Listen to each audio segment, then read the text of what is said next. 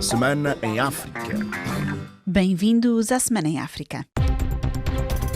RFI, as vozes do mundo. Esta semana, uma notícia em Londres impactou a atualidade lusófona quando o jornal The Times, numa informação confirmada posteriormente pela BBC, deu a conhecer um possível entendimento entre o governo britânico e os executivos de Angola e Cabo Verde sobre a deportação de imigrantes ilegais. Há largos meses que o Reino Unido tenta passar uma lei sobre o envio de imigrantes ilegais para o Ruanda, mas esta é uma decisão que está a chocar a comunidade internacional e a encontrar muitos entraves na sociedade civil britânica, assim como nas instâncias judiciais.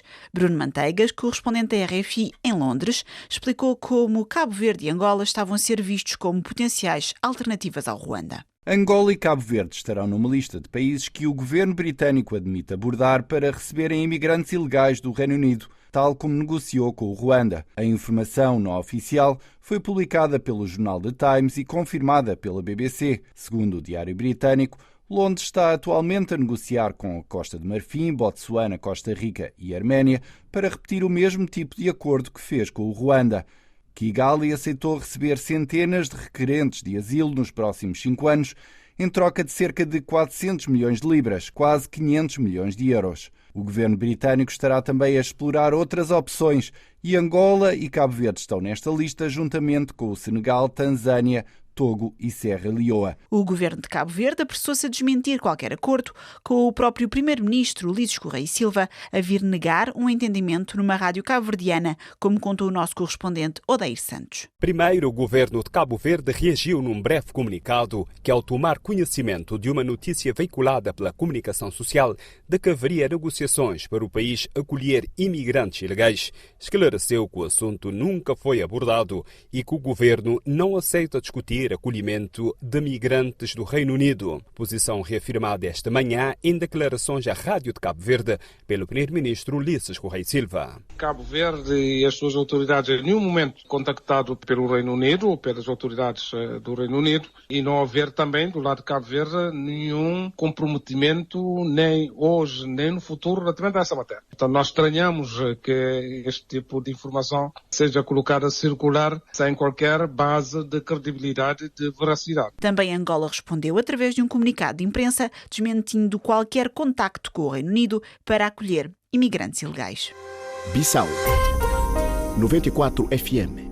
Na Guiné-Bissau, o arroz, base da dieta alimentar, está em falta. A população pede ajuda ao governo e este, por sua vez, diz que vai encontrar uma solução em breve, como nos relatou o nosso correspondente Moussa Baldé. A escassez do arroz é relatada pela população e confirmada pelos comerciantes, pelo menos nas regiões de Oio, no norte, Bafatá, no leste, Quinara, no sul e no arquipélago dos Bijagós. Há relatos nas últimas 2 semanas de que falta o arroz no mercado. Há zonas no sul, por exemplo, onde os comerciantes que ainda detêm alguma quantidade do arroz já não o vendem por sacos, mas sim por quilogramas. O governo, através do diretor-geral do Comércio Externo, Lassana Fati, admitiu a escassez do arroz em algumas zonas do país, salientando, contudo, que o problema não se coloca a Bissau, onde ainda há o produto, embora em poucas quantidades. Lassana Fati prometeu que, ainda no decurso desta semana, alguns comerciantes de Bissau vão distribuir o arroz para as zonas mais críticas do interior do país. O diretor-geral do Comércio Externo observa, contudo, que o preço do arroz vai ter de ser aumentado porque o Fundo Monetário Internacional está a apertar com o governo no sentido de parar com as subvenções que faz à importação do arroz. Também esta semana, o ministro guineense do Ambiente, Biodiversidade e Ação Climática, Viriato Kassamá, esteve na Grécia para participar na Conferência Mundial O Nosso Oceano, consagrada à preservação dos mares, que contou com a presença de 120 países.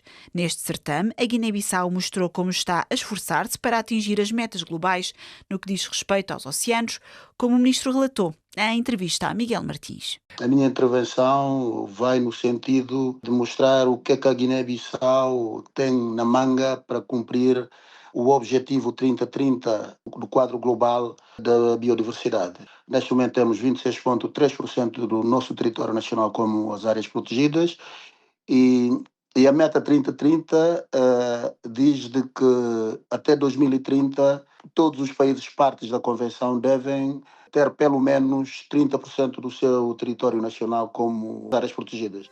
Maputo 105 FM. Em Moçambique, o primeiro-ministro Adriano Maliana disse que o fim da missão das tropas da Comunidade de Desenvolvimento da África Austral, que combatem o terrorismo em Moçambique, não pode ser visto como uma ruptura com a organização regional, como nos contou o nosso correspondente em Maputo, Orfeu Lisboa. Já começaram a retirar-se de Moçambique as tropas da SAMIM. O contingente da África do Sul foi o primeiro a deixar o país. Contudo, o primeiro-ministro considera que não há motivo para a preocupação.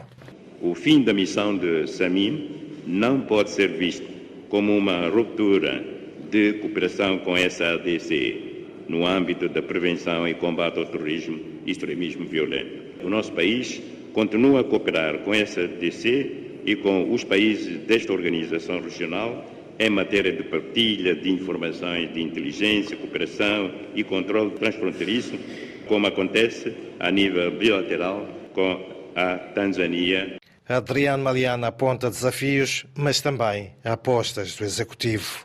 Reafirmamos que a abordagem do Governo continua a consistir na capacitação das forças de defesa e segurança, de modo a dotá-las de capacidade para poder enfrentar com maior eficácia o terrorismo e outro tipo de ameaças que possam surgir. Sem as tropas da SADC, Filipe Nyusi, ouvido pela agência Lusa em Washington, negou que as tropas ruandesas iriam a prazo estender a sua ação na província.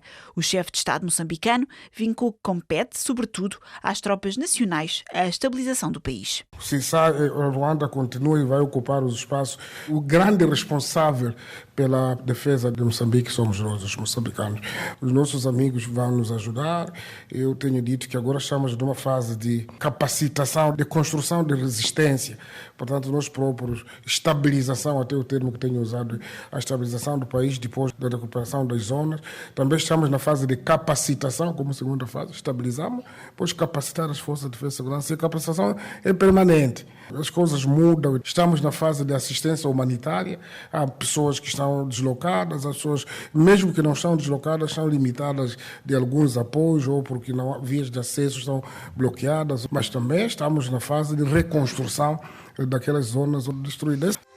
Mindelo 100.7 FM. Em Cabo Verde, os pilotos da TACV partem para greve no dia 25 de abril, com expectativa de adesão total dos pilotos e de todos os tripulantes da transportadora aérea de Cabo Verde. Odair Santos explicou as razões desta greve. O presidente do Sindicato Nacional dos Pilotos da Aviação Civil disse que a falta de resposta do Conselho de Administração da TACV Cabo Verde Airlines obriga os pilotos e todos os tripulantes da companhia aérea de bandeira a partirem para uma greve de 4 dias. Em conferência de imprensa, o presidente do Sindicato dos Pilotos, Edmilson Aguiar, explicou as reivindicações da classe. Estamos lutando por padrões justos de trabalho, remuneração adequada e atempada, condições de trabalho de segurança face às responsabilidades que a função acarreta e um ambiente de trabalho que valorize verdadeiramente a experiência e o compromisso dos pilotos e que terá uma implicação direta na qualidade dos serviços prestados e no prestígio da empresa. O presidente do Sindicato Nacional dos Pilotos da Aviação Civil disse ainda que os pilotos estão conscientes sobre o impacto que a paralisação vai ter nos serviços da companhia.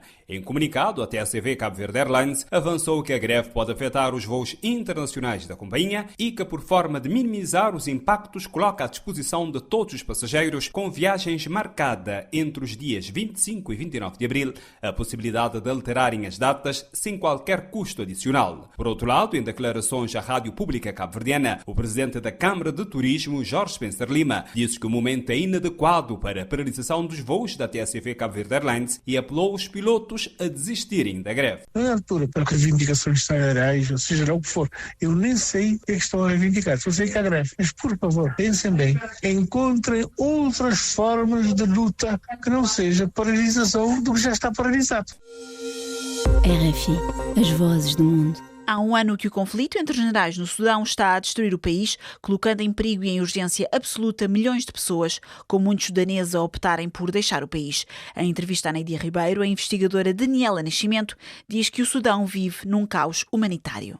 A situação atual é uma situação de uma crise humanitária que se agrava a cada dia que passa. São 12 meses de uma guerra particularmente violenta, de confrontos que não poupam a população civil, que obviamente tem tido um custo humano significativo. Estima-se que cerca de 15 mil pessoas tenham já morrido em resultado dos confrontos entre os dois grupos militares que se confrontam e que, obviamente, o custo humano também se verifica do ponto de vista do número de pessoas que se viram forçadas a deslocar-se do Sudão. Uma estimativa das Nações Unidas é que cerca de 8 milhões de pessoas estão deslocadas forçadamente, cerca de 2 milhões procuraram refúgio e segurança nos países vizinhos do Chad, Egito, Sudão do Sul, o que obviamente também não facilita a sua situação e a sua segurança, porque estamos a falar de países que também são bastante instáveis e frágeis. E, portanto, a situação atual é uma situação de caos humanitário, uma das maiores crises humanitárias que vivemos no mundo.